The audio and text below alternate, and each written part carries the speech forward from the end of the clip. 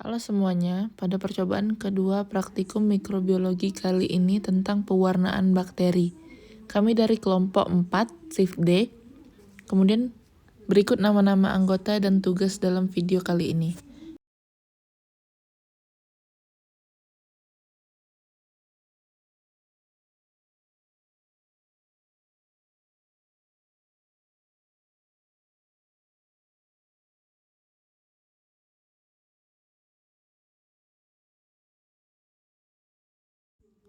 Berikut dasar teori dan cara kerja yang akan dilakukan dalam praktikum. Dasar teori dari percobaan kali ini.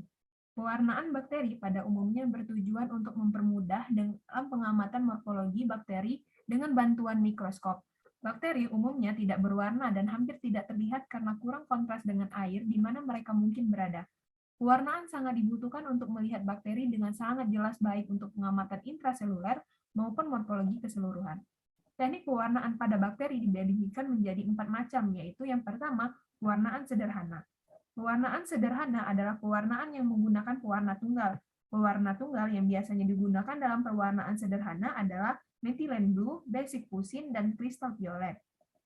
Yang kedua ada pewarnaan negatif. Pewarnaan negatif adalah pewarnaan yang menggunakan pewarna asam seperti negrosin, eosin, atau tinta India sebagai pewarna utama. Pewarnaan negatif dilakukan pada bakteri yang sukar diwarnai oleh pewarna sederhana seperti contohnya Spirochaeta. Yang ketiga, pewarnaan diferensial.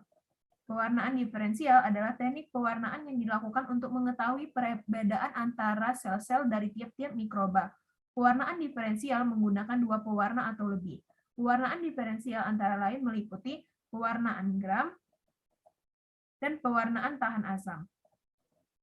Yang keempat, pewarnaan struktural. Pewarnaan struktural ditujukan untuk meliputi bagian tertentu bakteri. Yang termasuk dalam pewarnaan struktural adalah pewarnaan spora, pewarnaan kapsul, dan pewarnaan granula.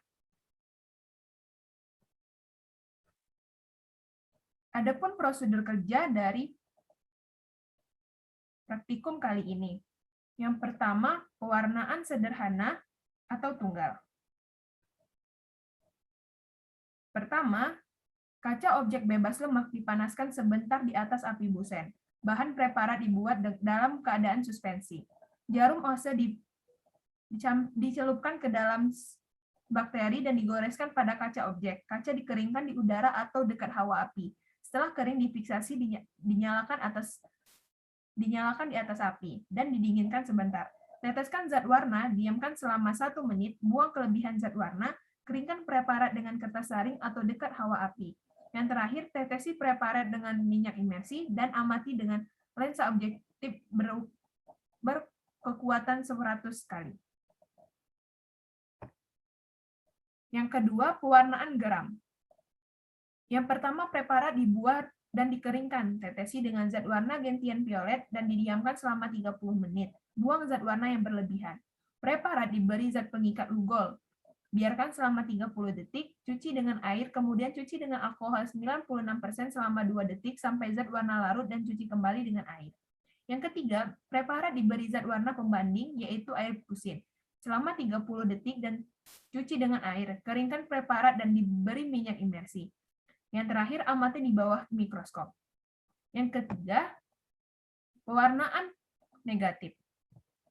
Pewarnaan negatif, yang pertama, siapkan 2 buah kaca objek yang bersih dan bebas lemak. Teteskan tinta Cina pada salah satu ujung kaca objek.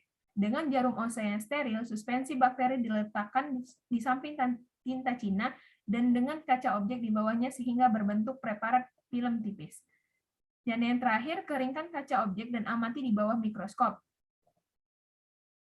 Lihat perubahannya yang terjadi.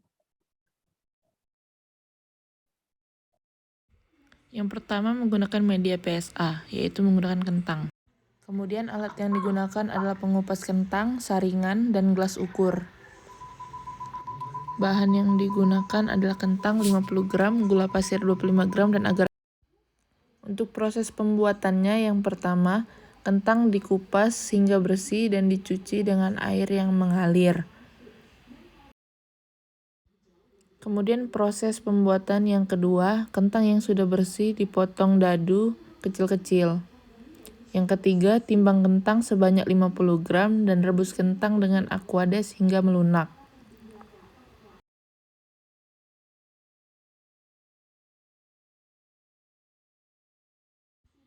Setelah lunak, saring air rebusan kentang dan masukkan ke dalam gelas ukur.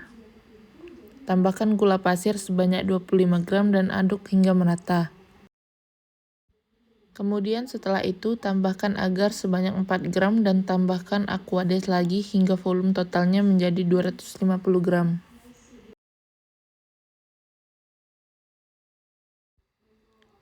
Setelah itu panaskan dengan api kecil hingga semua agar dan gula larut. Masukkan ke dalam wadah dan tutup hingga rapat.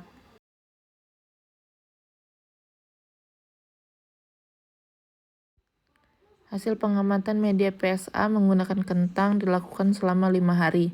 Kemudian berikut adalah foto di hari pertama.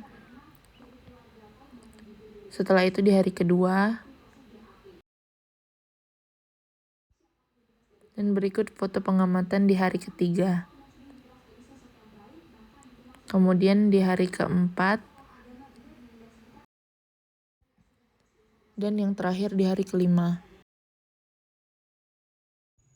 Kemudian yang kedua, percobaan menggunakan media MSG dengan agar-agar. Kemudian alat yang digunakan dalam percobaan yang ini adalah panci, sendok, gelas ukur, gunting, mangkok kecil, dan plastik steril.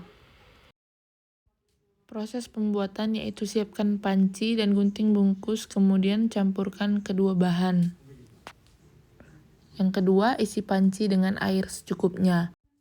Aduk semua bahan dan tunggu hingga mendidih. Setelah itu, tunggu beberapa saat lalu masukkan campuran tersebut ke dalam mangkok dan tutup mangkok dengan plastik steril. Untuk media MSG dengan agar-agar dilakukan pengamatan selama 4 hari. Berikut adalah hari pertama. Kemudian berikut adalah foto di hari kedua. Setelah itu di hari ketiga dan kemudian di hari keempat. Kesimpulannya, percobaan yang dilakukan oleh kelompok kami menghasilkan pengamatan yang kurang maksimal. Kemudian, hal tersebut dapat dipengaruhi oleh beberapa faktor, baik luar maupun dalam.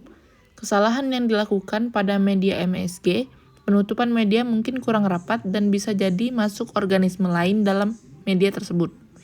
Pengamatan pada media PSA tidak terlalu terlihat perubahan yang signifikan pada pertumbuhan bakterinya, dikarenakan bisa terjadi pada masalah pembuatan maupun penyimpanan belum baik.